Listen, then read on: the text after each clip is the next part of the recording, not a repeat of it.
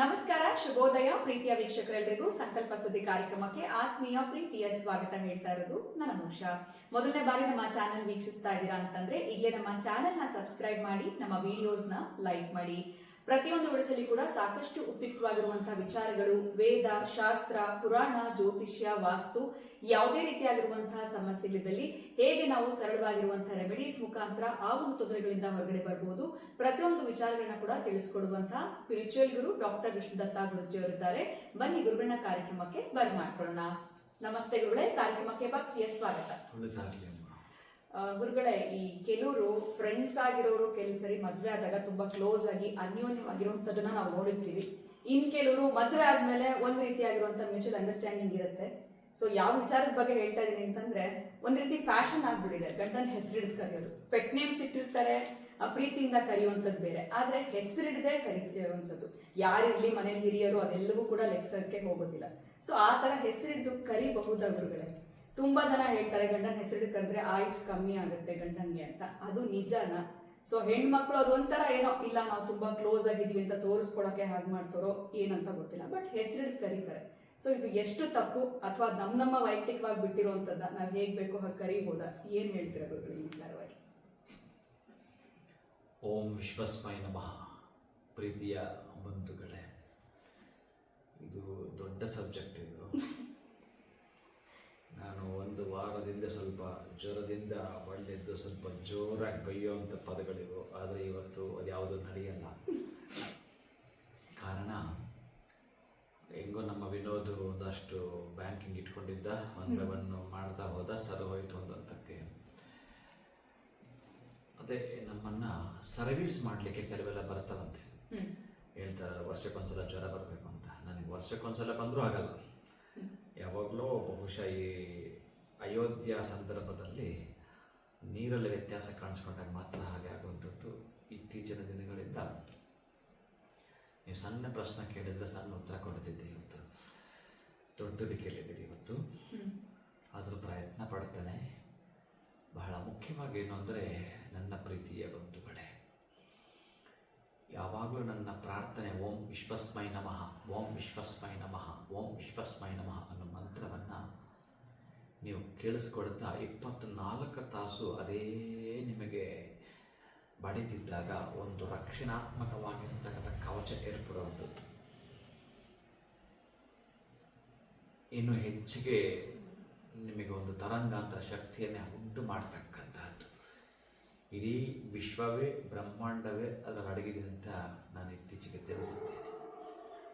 ಬಹುಶಃ ಆಗ ಯಾರಾದರೂ ಕರೀತಾ ಇದ್ದರೆ ಎಚ್ಚೆತ್ಕೊಳ್ಳಿ ಅಂತ, ತಿದ್ದುಕೊಳ್ಳಿ ಅಂತ. ತಿದ್ದುಕೊಳ್ತೀವಿ ಗುರುಗಳೇ. ಅಲ್ಲೇನು ತಿದ್ದುಕೊಳ್ಳೋದು? ವಿಶ್ವಸ್ಮೈ ನಮಃ. ತಪ್ಪು ನಡೆದಿದೆ, ಇನ್ನು ನಾವು ಮಾಡಲ್ಲ ಅನ್ಲಿಕ್ಕೆ ತಿದ್ದುಕೊಳ್ತೀನಿ ಅಂದರೆ ವಿಶ್ವಸ್ಮೈ ನಮಃ. ನೀವು ಕೇಳಿದ ಈ ಪ್ರಶ್ನೆ ಇದೆಯಲ್ಲ, ಇದು ಅಷ್ಟು ಈಸಿಯಾಗಿ ನಾನು ಉತ್ತರ ಕೊಡೋಕ್ಕೆ ಬರಲ್ಲ. ಇದಕ್ಕೆ ತುಂಬ ಈಸಿ ಅಂತ ತಿಳ್ಕೊಂಡಿದ್ದೀರಿ. ಅದು ಶಾಸ್ತ್ರದಲ್ಲಿ ಹೇಗೆ ಹೇಳುತ್ತೆ ಅಂತಂದರೆ, ಆತ್ಮಹತ್ಯೆಗೆ ಸಮಾನ. ಇನ್ನೇನು ಬಳಸೋದು ನಾನು? ಆತ್ಮಹತ್ಯೆಗೆ ಸಮ. ಗಂಡನ ಹೆಸರಿಡಿದು ಕರೆದರೆ ಅವರನ್ನೇ ನೀವು ಆತ್ಮಹತ್ಯೆ ಮಾಡಿದ ಪಾಪವನ್ನು ನಿಮ್ಮ ಅಕೌಂಟಿಗೆ ಜಮೆ ಮಾಡಲಾಗುತ್ತೆ ರೀ. ಕರೀರಿ, ಪರವಾಗಿಲ್ಲ. ಅವ್ರು ಚೆನ್ನಾಗಿದ್ದಾರೆ, ಇವ್ರು ಚೆನ್ನಾಗಿದ್ದಾರೆ, ಅವ್ರು ಮುಂಡ ಮೋಸ್ತು ಚೆನ್ನಾಗಿದ್ದಾರೆ, ನಾಳೆ ದಿವಸ ಏನಂತ ತೊಂದರೆ ಆಗುತ್ತೋ. ಇವೆಲ್ಲ ಆಗೋದು ಬೇಡ. ನಾನು ಏನು ಹೇಳ್ತೀನಿ ಅಂತಂದರೆ, ಶಾಸ್ತ್ರ ಇದಕ್ಕೆ ಒಪ್ಪಲ್ಲ. ರೂಲ್ ಇದೆ ಕೆಲವೆಲ್ಲ. ಆ ರೂಲ್ ಕೆಳಗಡೆ ಬರಬೇಕಾಗುತ್ತೆ. ಇಷ್ಟೊತ್ತಿಗೆ ಎಕ್ಸಾಮ್ ಬರಬೇಕು, ಇಷ್ಟು ಗಂಟೆಯೊಳಗೆ ಮುಗಿಸ್ಬೇಕು, ಇಷ್ಟು ಪ್ರಶ್ನೆಗೆ ಉತ್ತರ ಕೊಡಬೇಕು, ಇವೆಲ್ಲ ರೂಲ್ ಬರುತ್ತೆ. ಅದರ ಪ್ರಕಾರವೇ ನಿಮ್ಮ ಜೀವನ ನಡೆಯಬೇಕಾಗತ್ತೆ. ನನ್ನ ಪ್ರೀತಿಯ ಬಂಧುಗಳೇ, ಬಹಳ ಪ್ರಮುಖವಾಗಿರೋ ಘಟ್ಟ ಅಂತಂದರೆ, ಈ ಹೆಸರು ಹಿಡಿದು ಕರೆದಾಗ ನಾನು ಒಂದು ಕಥೆಯನ್ನು ನಿಮಗೆ ಇಲ್ಲಿ ಹೇಳಬೇಕಾಗತ್ತೆ. ಈ ಅಭಿಮನ್ಯು ಮರಣದ ನಂತರ, ಅಭಿಮನ್ಯುವಿನ ಮರಣದ ನಂತರ ಧರ್ಮರಾಯ, ಅಂದರೆ ಪಾಂಡವರಲ್ಲಿ ಪ್ರಥಮನಾಗಿರ್ತಕ್ಕಂತಹ ಧರ್ಮರಾಯ, ಮಧ್ಯಮ ಪಾಂಡವನಾಗಿರ್ತಕ್ಕಂತಹ ಪಾರ್ಥ ಏನಿದಾನೋ ಈ ಅರ್ಜುನ, ಇವರಿಬ್ಬರಲ್ಲೂ ಕೂಡ ಸಂವಾದ ನಡೆಯುತ್ತೆ. ಆ ಸಂವಾದ ನಡೆದಾಗ ಈ ಧರ್ಮರಾಯ ಗಾಂಡೀವವನ್ನು ನಿಂದಿಸಿಬಿಡ್ತಾನೆ. ನೋಡಿ, ಇಲ್ಲೊಂದು ರೂಲ್ ಇದೆ. ಗಾಂಡೀವವನ್ನು ಯಾರಾದರೂ ನಿಂದಿಸಿದ್ರೆ ಅವರನ್ನು ಕೊಲ್ಲಬೇಕು, ಅಥವಾ ಗಾಂಡೀವವನ್ನು ಹಿಡ್ಕೊಂಡಿರ್ತಾನಲ್ಲ ಅವನು ಆತ್ಮಹತ್ಯೆ ಮಾಡ್ಕೋಬೇಕು. ಇವೆರಡೇ ಇರೋದಲ್ಲಿ. ಒಂದು, ಗಾಂಡೀವವನ್ನು ನಿಂದಿಸುವವನನ್ನ ಸಂಹಾರ ಮಾಡು, ಅಥವಾ ನಿನಗೆ ನೀನೇ ಸಂಹಾರ ಮಾಡಿಕೊ. ಹೇಗೆ ಮಾಡ್ಕೊಡ್ತೀವಿ? ಇವೆರಡೇ. ಗಾಂಡೀವವನ್ನು ನಿಂದಿಸಿದರೆ ಇದು ರೂಲ್. ಏನು ಮಾಡೋದೀಗ? ಅಣ್ಣ ನಿಂದಿಸಿದ್ದಾನೆ, ಅವನನ್ನು ಸಂಹಾರ ಮಾಡೋದಾ? ಅಥವಾ ಆ ಗಾಂಡೀವನ ಹೆತ್ತುವಂಥವನು ನಾನು ಅರ್ಜುನ, ನಾನು ಸಂಹಾರ ಮಾಡ್ಕೊಳ್ಳೋದಾ? ಏನು ಮಾಡೋದು? ಅಂದರೆ ಇಲ್ಲಿ ಒಂದು ಪದ ನಿಂದಿಸಿದ್ದಕ್ಕಾಗಿ ಈ ತಮ್ಮನಾಗಿರತಕ್ಕಂತಹ ಅರ್ಜುನ ಅಣ್ಣನನ್ನ ಏಕವಚನದಲ್ಲಿ ಮಾತಾಡ್ತಾನೆ. ಆ ಏಕವಚನದಲ್ಲಿ ಮಾತಾಡಿದ್ದಕ್ಕೆ ಈ ಆತ್ಮಹತ್ಯೆ ಹೇಳ್ತಾನೆ. ಇನ್ನು ನೀವು ಹೆಂಡತಿಯಾಗಿರೋರು ಗಂಡನನ್ನ ಹೆಸರಿಡದೆ ಕರೆದರೆ 10 ಸಲ ಆತ್ಮಹತ್ಯೆ ಮಾಡಿದಷ್ಟು ಸಮ. ಈಗಲಾದರೂ ನೀವು ಎಚ್ಚೆತ್ಕೊಂಡ್ರೆ ಬಹುಶಃ ಒಳಿತು ಅಂತ ಅನ್ಕೊಳ್ತೀನಿ. ಬಹಳ ಮುಖ್ಯವಾಗಿರ್ತಕ್ಕಂಥದ್ದು ಇದು. ಅದಕ್ಕಾಗಿ ಕೃಷ್ಣ ಹೇಳುತ್ತಾನೆ, ನೋಡು ಅರ್ಜುನ, ಈಗ ಆತ ನಿಂದಿಸಿದ, ನೀನು ಏಕವಚನದಲ್ಲಿ ಮಾತಾಡದೆ, ಇದಕ್ಕಾಗಿ ನೀನು ಯುದ್ಧಕ್ಕೆ ಸನ್ನದ್ಧನಾಗು. ನಿನಗೆ ಇವೆರಡಕ್ಕೂ ಎಕ್ಸ್ಕ್ಯೂಸ್ ಅಂತಂದ್ರೆ ಏನು ಗೊತ್ತಾ? ಯುದ್ಧ ಮಾಡಿಯೇ ತೀರುವಂಥದ್ದು. ಇಲ್ಲಿ ಬಹಳ ಘಟ್ಟಗಳನ್ನು ವಿವರಿಸಿ ನಮಗೆ ಹೇಳ್ತಾನೆ. ನಾನು ನಿಮಗೆಲ್ಲೋ ಒಂದು ಕಡೆ ಒಂದಷ್ಟು ಅರ್ಥ ಆಗಲಿಕ್ಕೆ ಬೇಗ ಸಣ್ಣ ಕಥೆ ರೂಪದಲ್ಲಿ ಹೇಳಿ ಮುಗಿಸಿಬಿಡ್ತೇನೆ. ಯಾವುದೇ ಕಾರಣಕ್ಕೂ ಇಲ್ಲೊಂದು ಶ್ಲೋಕ ಇದೆ, ನಾನು ಹೇಳ್ತೀನಿ, ಏನು ಅದನ್ನು ನಮಗೆ ಅರ್ಥ ಮಾಡಿಕೊಡುತ್ತೆ ಅಂತಂದರೆ, ಯಾರಾದರೂ ಹೆಸರು ಅಂದರೆ ನಾವು ದೊಡ್ಡವರು ಯಾವಾಗಲೂ ಅಷ್ಟೇ ಹೆಣ್ಣಿನ ವಯಸ್ಸು ಚಿಕ್ಕದಿರಬೇಕು, ಗಂಡನ ವಯಸ್ಸು ಜಾಸ್ತಿ ಇರಬೇಕು.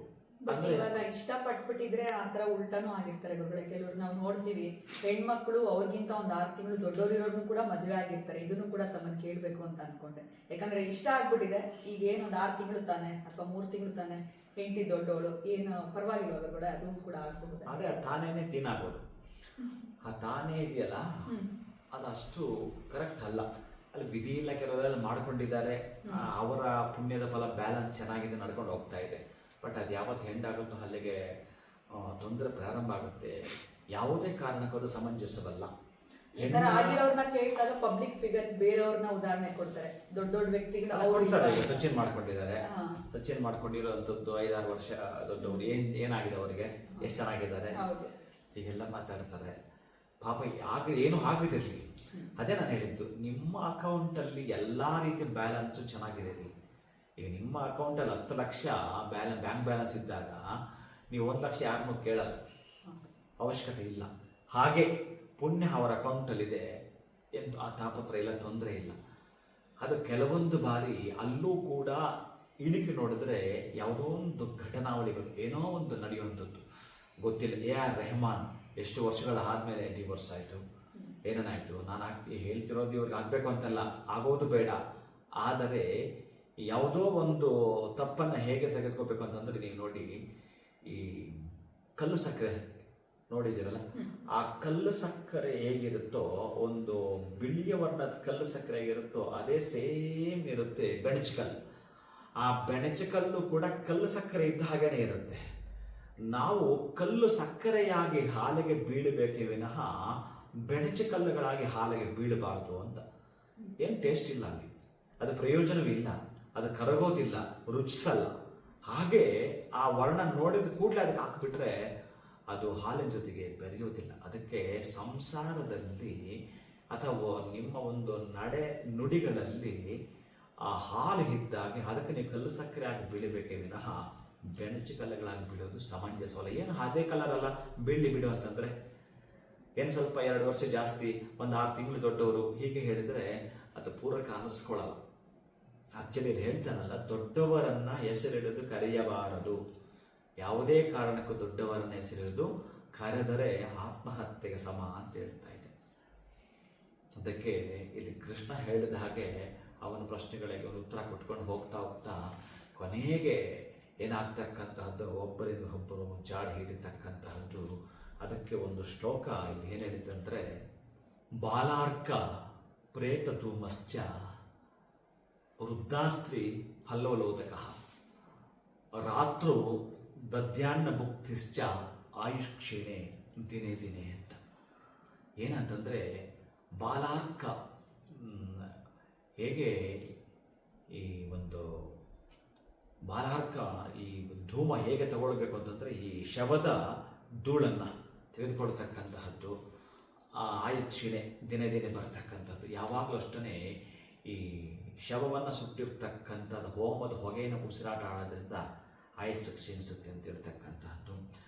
ಆ ನಂತರ ವೃದ್ಧಾಸ್ತ್ರೀ ಜೊತೆ ಸಂಭೋಗವನ್ನು ಮಾಡತಕ್ಕಂತಹದ್ದು, ಅಥವಾ ನಮಗಿಂತಲೂ ದೊಡ್ಡವರ ಜೊತೆ ಆ ಲೈಂಗಿಕ ಮಾಡೋದ್ರಿಂದ ಕೂಡ ಆಯಸ್ಸು ಕ್ಷೀಣೆ ದಿನೇ ದಿನೇ ಅಂತ ಹೇಳಿದ್ದಾನೆ. ರಾತ್ರೋ ದದ್ಯಾನ್ನ ಭುಕ್ತಿಶ್ಚ ಆಯುಷ್ ಕ್ಷೀಣೆ ದಿನೇ ದಿನೇ ಅಂತಂದರೆ ರಾತ್ರಿ ಸಂದರ್ಭದಲ್ಲಿ ಈ ಮೊಸರನ್ನು ತಿನ್ನೋದ್ರಿಂದ ಆಯಸ್ಸು ಕ್ಷೀಣಿಸ್ತಾ ಬರುತ್ತೆ ಅಂತ ಹೇಳ್ತಾನೆ ಶಾಸ್ತ್ರದಲ್ಲಿ. ಅದಕ್ಕಾಗಿ ಈ ಹೆಸರಿಡಿದು ಏನಾದರೂ ಕರೆದರೆ ಗಂಡನಿಗೆ 100ಕ್ಕೆ 100 ಆಯಸ್ಸು ಕಡಿಮೆ ಆಗುತ್ತೆ ಅನ್ನೋದು ಕೂಡ ಉಲ್ಲೇಖ ಪ್ರೀತಿ ಬಂಧುಗಳೇ. ಅದಕ್ಕಾಗಿ ಯಾವುದೇ ಕಾರಣಕ್ಕೂ ಅದು ಸಮಂಜಸವಲ್ಲ, ಶಾಸ್ತ್ರ ಸಮ್ಮತಿ ಕೊಡೋದಿಲ್ಲ ಅದಕ್ಕೆ. ಅದಕ್ಕಾಗಿ ಏನೇ ನೀವು ಮಾಡಿಕೊಂಡ್ರೂ ಕೂಡ ಒಂದು ಅರ್ಥವನ್ನು ಅಲ್ಲಲ್ಲಿ ನಮಗೆ ಕೊಟ್ಟಾಗಿದೆ, ಅದರ ಪ್ರಕಾರವೇ ಮುಂದುವರಿತಕ್ಕಂತಹದ್ದು. ಇಲ್ಲಿ ಏನೆಲ್ಲ ಕೂಡ ತಿಳಿಸ್ತಾನಂತಂದರೆ, ಯಾರೇ ಗುರು ಹಿರಿಯರಿಗೆ ನೀವು ಕೊಡುವ ಗೌರವಗಳು ಆ ಆಧಾರಗಳಿದೆಯಲ್ಲ, ಅದರ ಮೇಲೆ ನಿನ್ನ ಮನಸ್ಸು ಕೇಂದ್ರೀಕೃತವಾಗ್ತಕ್ಕಂತಹದ್ದು. ಅದಕ್ಕಾಗಿ ಹೆಸರಿಡಿದು ತುಂಬ ಕ್ಲೋಸ್ ಆಗಿದ್ದೀವಿ, ಫ್ರೆಂಡ್ಸ್ ಆಗಿದ್ದೀವಿ ಅಂತ ಕೂಡಲೇ ಆ ಉಚ್ಚಾಟಗಳು ಅಷ್ಟು ಸಮಂಜಸವಲ್ಲ. ಆ ವಿವಾಹಕ್ಕೆ ಅದಕ್ಕೊಂದು ವೇದಿಕೆ ಮಾಡಿಕೊಟ್ಟಿದ್ದಾರೆ, ಅದಕ್ಕೆ ಶಾಸ್ತ್ರ ಪ್ರಮಾಣವಾಗಿರುತ್ತೆ. ಅದಕ್ಕೆ ನೀವು ಲಗ್ನ, ಒಂದು ಮುಹೂರ್ತ, ಒಂದು ಜನ ಕರೆದು ಆಶೀರ್ವಚನ ಮಾಡಿಸ್ಕೊಂಡಿರ್ತೀರಿ. ನೀವು ಮದುವೆ ಆಗೋ ಮುನ್ನ ಹಾಗೋ ಕರ್ಕೊಂಡು ಬಿಟ್ಟಿರ್ತೀರಿ. ಮದುವೆ ಆದಮೇಲೆ ಅದು ಸಲ್ಲದು ಪ್ರೀತಿಯ ಬಂಧುಗಳೇ. ಹೇಗೆ ಆಗಿದ್ರೂ ಮೊದಲೇ ದೊಡ್ಡವರು ಮಾಡ್ಕೊಳ್ಳೋ ಹಾಗಿಲ್ಲ. ಈ ಗಂಡಿಗಿಂತಲೂ ಹೆಣ್ಣಿನ ಏಜ್ ಜಾಸ್ತಿ ಆಗಿರಬಾರ್ದು, ಹಂಗೂ ಒಂದೊಂದು ಸಲ ವಿಧಿ ಇಲ್ಲದೆ ಮಾಡ್ಕೊಂಡಿದ್ದೀವಿ ಅಂತಂದರೂ ಸಹಿತ ಈ ದೊಡ್ಡವರು ಹಾಗೆ ಆಗಿರ್ತಾರೆ. ಏನು ಮಾಡ್ತೀರಾಗ ನೀವು? ಯಾವ ರೀತಿ ಇರುತ್ತೆ? ಗಂಡನನ್ನು ನೀವು ದೊಡ್ಡವರನ್ನಾಗಿ ಮಾಡಿಕೊಂಡ್ರೆ ಹೆಸರು ಕಡೆಗೆ ಚಾನ್ಸೇ ಇಲ್ಲ, ಸಾಧ್ಯವಿಲ್ಲ. ಅದೇ ಇದು ಗಂಡಸರಿಗೂ ಅಪ್ಲೈ ಆಗುತ್ತೆ ಅಂತ ಕೆಲವರು ಅಂತಾರೆ. ಅಂದರೆ ಗಂಡಸರು ಮಾತ್ರ ಹೆಸರು ಕರಿಬೋದಾ ಅಂತ. ಹೆಸರು ಕರಿಬೋದಾ ಅಂದರೆ ಅಲ್ಲಿ ಹೆಣ್ಣು ಚಿಕ್ಕವಳೆ ಆಗಿರ್ತಾಳೆ, ಅದಕ್ಕೆ ಕರಿಬಹುದು. ಇನ್ನು ದೊಡ್ಡವಳನ್ನ ಮಾಡ್ಕೊಂಡ್ರೆ ಇನ್ನೇನು ಕರೆಯೋಂಗಿಲ್ಲ. ಆ ಥರ ಮಾಡ್ಕೊಳ್ಳೋದು ಇಲ್ಲ, ಆ ಥರ ಕರೆಯೋಂಗೂ ಇಲ್ಲ, ಕರೆಯಕ್ಕೆ ಬರೋದಿಲ್ಲ. ಅದಕ್ಕೆ ಹೇಳ್ತಾನೆ, ಯಾವುದೇ ಕಾರಣಕ್ಕೂ ಆಯಸ್ಸು ನೀವೇ ಹೇಳಿದ್ರೆ ಪುತ್ತ ಆಯಸ್ಸು ಕಡಿಮೆ ಆಗುತ್ತಂತ ಹೌದಾ ಅಂತ 100ಕ್ಕೆ 100 ಆಗ್ತಾ ಬರುತ್ತೆ. ಅದು ನಮ್ಗೆ ಗೊತ್ತಾಗೋದಿಲ್ಲ. ಏನಾದರೂ ಇರ್ಬೋದು, ನಿಮಗೆ ಭೋಗ ಭಾಗ್ಯಗಳು 100 ಇರಬಹುದು, 1000 ಇರಬಹುದು. ಆದರೆ ಕೆಲವೊಂದು ಶಾಸ್ತ್ರದ ನಿಯಮಗಳಿದಾವಲ್ಲ, ಬಹಳ ಮುಖ್ಯವಾಗಿರತಕ್ಕಂಥದ್ದು. ಇವತ್ತಿನ ಕಾಲದಲ್ಲಂತೂ ನೀವು ಹೇಳಿದಂಗೆ 2 ತಿಂಗಳು 6 ತಿಂಗಳು ಹೆಚ್ಚಿಗಿದ್ರು ಮಾಡಿಬಿಡ್ತಾರೆ, ಅದೇ ಲೆಕ್ಕಕ್ಕೆ ಬರೋದಂತ ಮಾಡಿಬಿಡ್ತಾರೆ. ಆದರೆ ಇಲ್ಲಿ ದೊಡ್ಡವರು ಯಾರಾಗಿರೋದು ಏಜಲ್ಲಿ ಸ್ತ್ರೀ, ಇಲ್ಲಿ ಗಂಡು ಕಡಿಮೆ ಇರ್ತಕ್ಕಂಥದ್ದು. ಇನ್ನು ಹೇಗೆ ಮಾಡೋದಿಲ್ಲಿ? ಈ ಹೆಸರು ಕರೀಲೇಬೇಕಲ್ಲಿ. ಅಲ್ಲಿ ಆ ಹೆಸರು ಕರೆದಾಗ ಆಯಸ್ಸು ಕಡಿಮೆ ಆಗ್ತಕ್ಕಂಥದ್ದೆಲ್ಲ ಬರುತ್ತೆ. ಅದಕ್ಕಾಗಿ ಅಷ್ಟು ಸಮಂಜಸವಲ್ಲ ಅಂತ ಶಾಸ್ತ್ರ ಹೇಳುತ್ತೆ. ಖಂಡಿತ ಗುರುಗಳೇ, ಶಾಸ್ತ್ರದ ಪ್ರಕಾರನೂ ಹೇಳಿದ್ರಿ. ಎಲ್ಲೋ ಒಂದು ಕಡೆ ಈ ತಪ್ಪುಗಳನ್ನ ನಾವು ಗೊತ್ತಿಲ್ಲದೆ ಮಾಡ್ತಾ ಇರ್ತೀವಿ. ನಿಮ್ಮ ಮಾತುಗಳನ್ನ ಕೇಳಿದ್ಮೇಲೆ, ಯಾಕಂದ್ರೆ ನಮ್ಗೆ ಏನೇ ಆಗ್ಲಿ ಯಾಕೆ ಮಾಡಬಾರ್ದು ಅನ್ನೋ ಒಂದು ಪ್ರಶ್ನೆ ಬರ್ತಾ ಇರುತ್ತೆ, ಯಾಕೆ ಮಾಡಬಾರ್ದು. ಸೊ ಗುರುಗಳ ಹೇಳಿದ್ಮೇಲೆ ಅಟ್ಲೀಸ್ಟ್ ಅದು ಆತ್ಮಹತ್ಯೆಗೆ ಸಮಾನ ಅಂತ ಹೇಳಿದ್ರಿ. ಸೊ ಯಾವುದೇ ರೀತಿ ಆ ರೀತಿ ಏಕವಚನದಲ್ಲಿ ಮಾತಾಡಿಸುವಂಥದ್ದು ಸಮಂಜಸವಲ್ಲ ಅನ್ನೋದ್ರ ಬಗ್ಗೆ ತಿಳಿಸ್ಕೊಟ್ಟಿದ್ರೆ, ಒಂದು ಕತೆ ಮುಖಾಂತರ ಕೂಡ ನಮ್ಗೆ ಅದನ್ನ ಅರ್ಥ ಮಾಡಿಸಿದ್ರಿ ಅಂತಾನೆ ಹೇಳ್ಬೋದು. ಉತ್ತಮವಾಗಿರುವಂತಹ ವಿಚಾರವನ್ನ ಇವತ್ತಿನ ವಿಡಿಯೋದಲ್ಲಿ ವೀಕ್ಷಕರಿಗೆ ತಿಳಿಸ್ಕೊಟ್ಟಿದ್ದೀರಾ. ತುಂಬ ಹೃದಯದ ಧನ್ಯವಾದಗಳು ತಮಗೆ. ನಮಸ್ಕಾರ. ಹರೇ ಶ್ರೀನಿವಾಸ. ಸೊ ಇಷ್ಟು ದಿವಸದಿಂದ ಅಥವಾ ಇಷ್ಟು ವರ್ಷಗಳಿಂದ ನಾವು ಇದನ್ನೇ ಫಾಲೋ ಮಾಡ್ತಾ ಬಂದಿದ್ವಿ, ಎಲ್ಲೂ ಕೂಡ ನಮಗೆ ಸಮಸ್ಯೆಗಳಾಗಿರಲಿಲ್ಲ ಅಂತಂದ್ರೆ ಖಂಡಿತ ಚಿಂತೆ ಮಾಡಬೇಡಿ. ಗುರುಗಳು ಕೂಡ ಅದನ್ನೇ ಹೇಳಿದ್ರು, ಏನೂ ತೊಂದರೆ ಆಗಿಲ್ವಾ, ತುಂಬಾ ಒಳ್ಳೆಯದು.